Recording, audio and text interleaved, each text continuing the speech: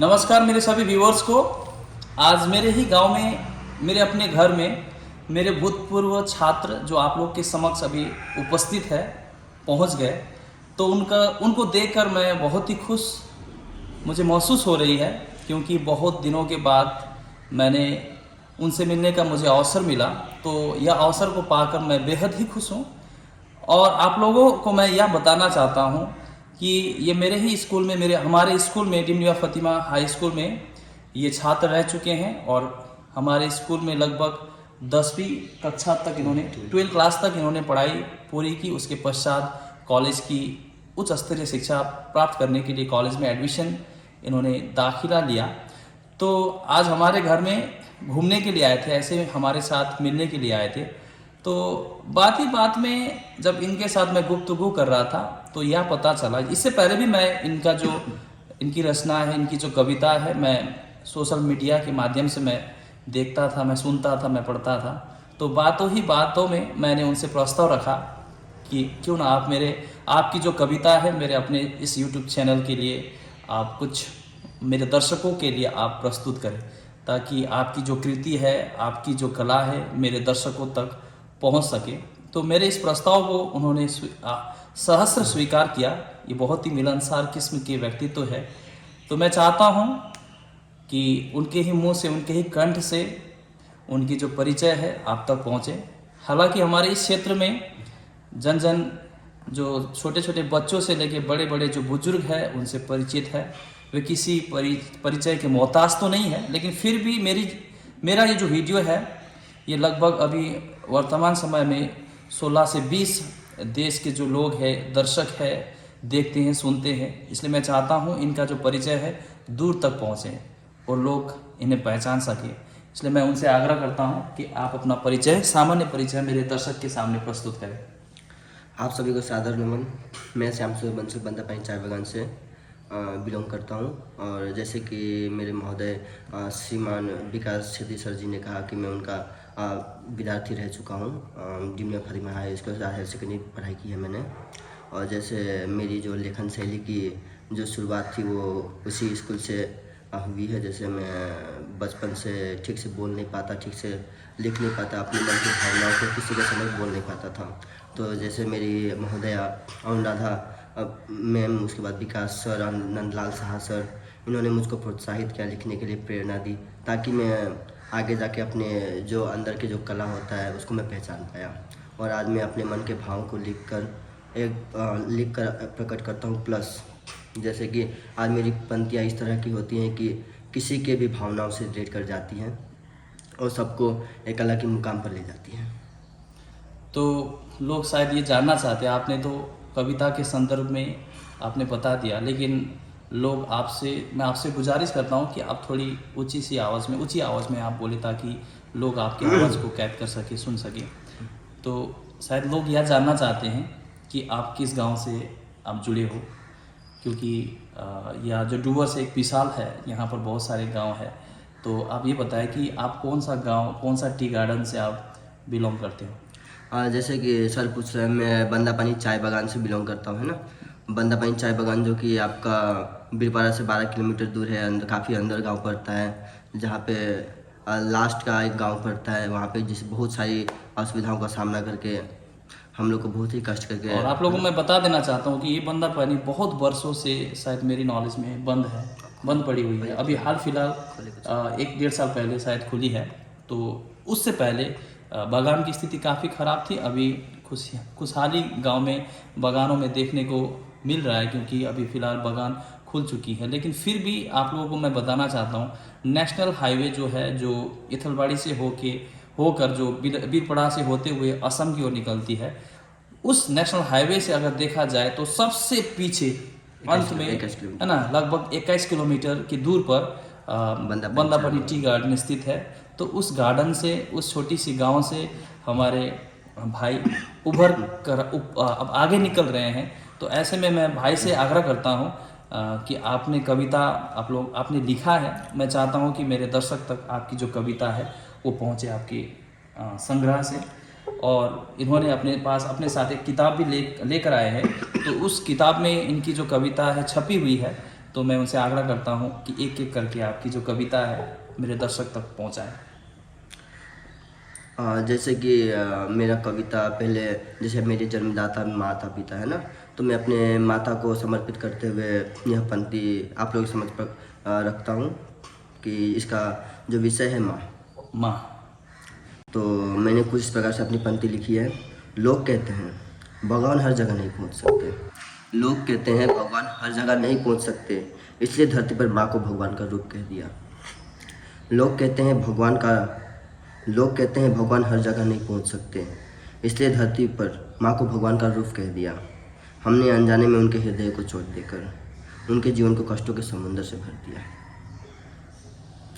सुनो ना माँ, बहुत बुरा हूँ ना मैं।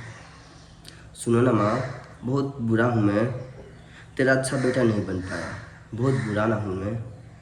देखो एक बार आज पलट कर तेरे बिन तन्हा हो गया हूँ। देखो एक बार आज पलट कर तेरे बिन तन्हा हो गया हूँ। आज लोगों की भीड़ तो बहुत है मेरे पास, आज खुद ही खुद से जुदा हो गया हूँ। सुनो ना माँ, तेरी याद आ रही है।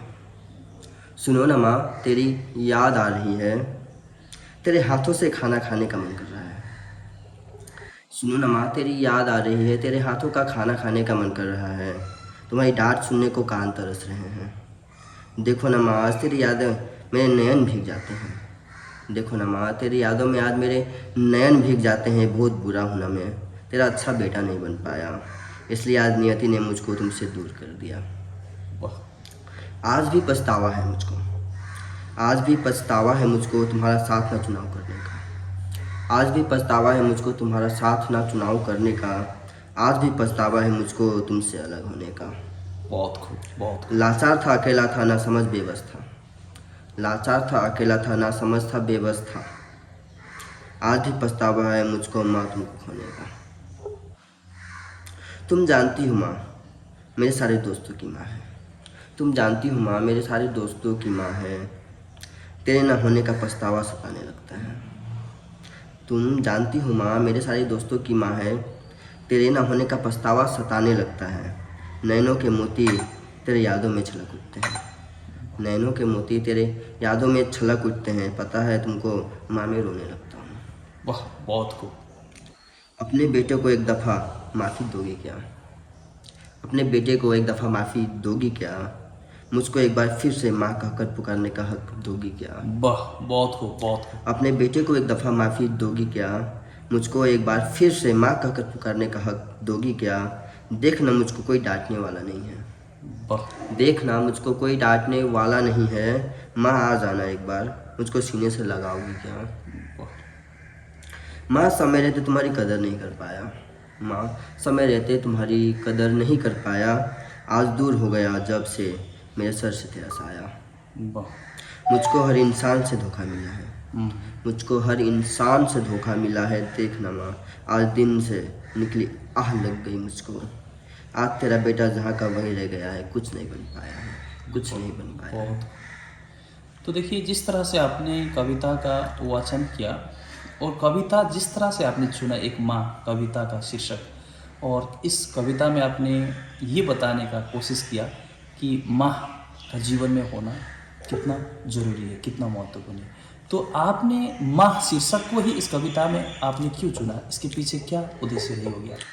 अब जैसे कि मेरे जीवन से संबंधित यहाँ कविता है कि 2015 में जब मेरा उच्च माध्यमिक परीक्षा चल रहा था, उस वक्त मेरे माता और पिता का अलग होना निश्चित हुआ था। आपका माता पिता दोनों अलग हुए थे। दोनों का देहांत हो चुका है? 2015 में अलग हुए थे दोनों। अलग हो चुके थे? अलग हुए थे उनका, जिस दिन मेरा फाइनल एग्ज़ाम चल रहा था उसी बीच में, जिसके कारण काफ़ी हद तक मैं डिस्टर्ब था। तो एक ये विषय भी रहा कि मुझको लेखन शैली में काफ़ी प्रेरणा मिली, और मेरी ज़्यादातर जो पंक्तियाँ होती हैं, जो कविताएं होती हैं, वो माँ से आधारित होती हैं। तो यह इंसिडेंट होने के बाद आपके मन में एक तरह का एक ज्वार, कविता को लेकर एक ज्वार उठा, तो आप लिखने लगे। इसलिए आपने शीर्षक माँ चुना आपने, ताकि आप मैसेज आप केवल अपनी माँ तक नहीं बल्कि उन तमाम माँ तक आप पहुंचा सके। मैं तमाम उन बच्चों तक पहुंचाना चाहता हूं जिनके पास माँ होते हुए भी वो अपने माता पिताओं की अहमियत नहीं समझते, उनको एक जो इज्जत देनी चाहिए वो इज्जत नहीं दे पाते। आज जिनके पास माता पिता नहीं हैं उनको एक एहसास रहता है कि अगर उनके माता पिता होते तो उनको किस तरह से लाड दुलार करते, किस तरह से उसको प्यार करते।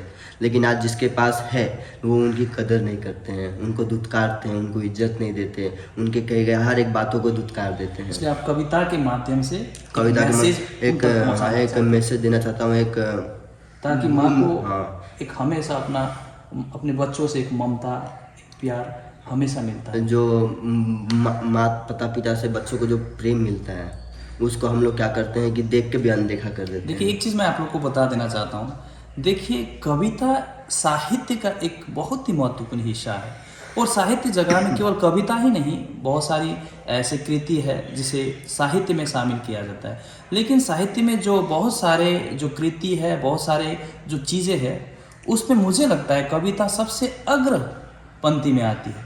तो कविता जो मैसेज दुनिया को दे सकती है, ऐसा कोई साधन नहीं होगा जिसके माध्यम से दुनिया को संदेश दिया जा सके।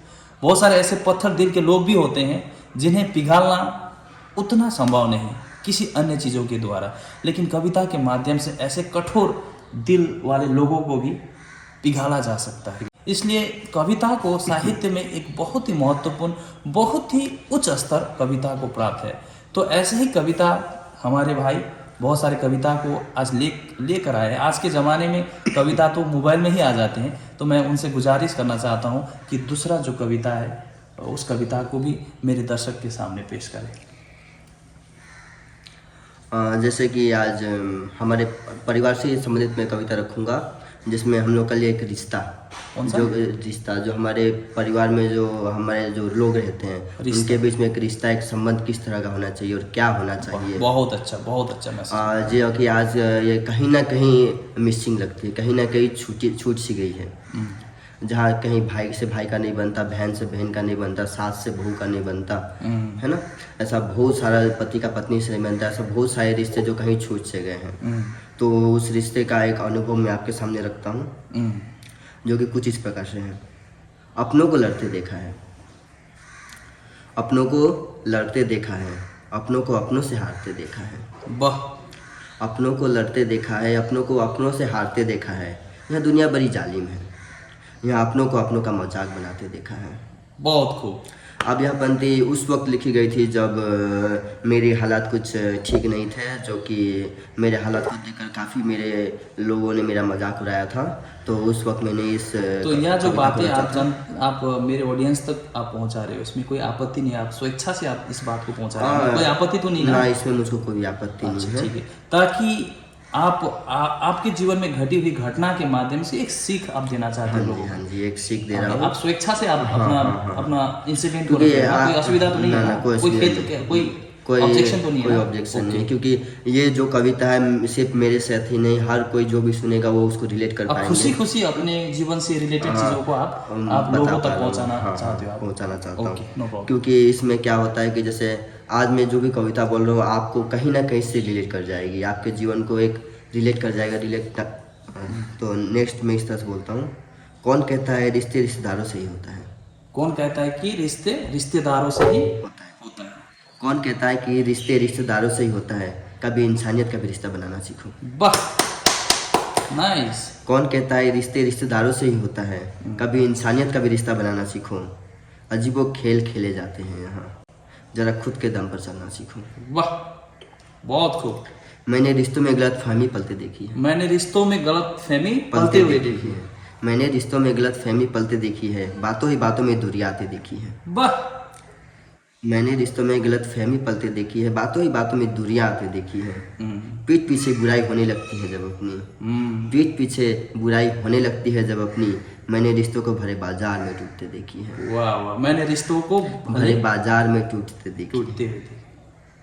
रिश्तों में तीसरे का बोलना समझ नहीं आता, अब यहाँ पे ऐसा होता है कि जब परिवार के बीच में अनबन हो रहती है तो कोई बाहर का इंसान आके उन पे एंट्री मार देता है। हाँ, कोई सलाह मशवरा दे रहा है जो वहाँ एक्चुअल में उसको पता नहीं होता है कि उस परिवार में क्या चल रहा है, लेकिन फिर भी कोई बाहर का इंसान आता है और उसमें दखलबाजी करता है, तो क्या होता है कि जो एक बच्चा खुदा थोड़ा सा जो उम्मीद होता है वो उम्मीद भी टूट जाता है। ये सिर्फ एक परिवार की कहानी नहीं है, यहाँ पे हर जगह ये चीज़ होता है।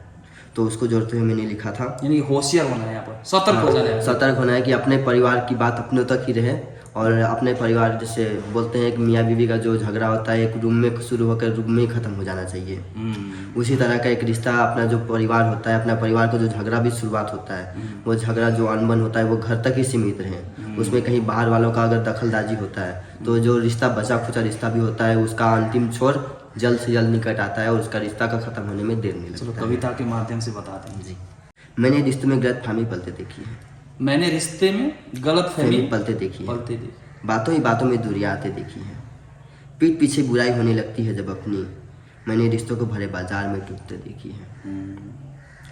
रिश्तों में तीसरे का बोलना समझ नहीं आता, रिश्ते में तीसरे का बोलना समझ नहीं आता, दूरियां आने पर दूसरों की सलाह मानना समझ नहीं आता। रिश्तों में तीसरे का बोलना समझ नहीं आता, दूरियां आने पर दूसरों की सलाह मानना समझ नहीं आता।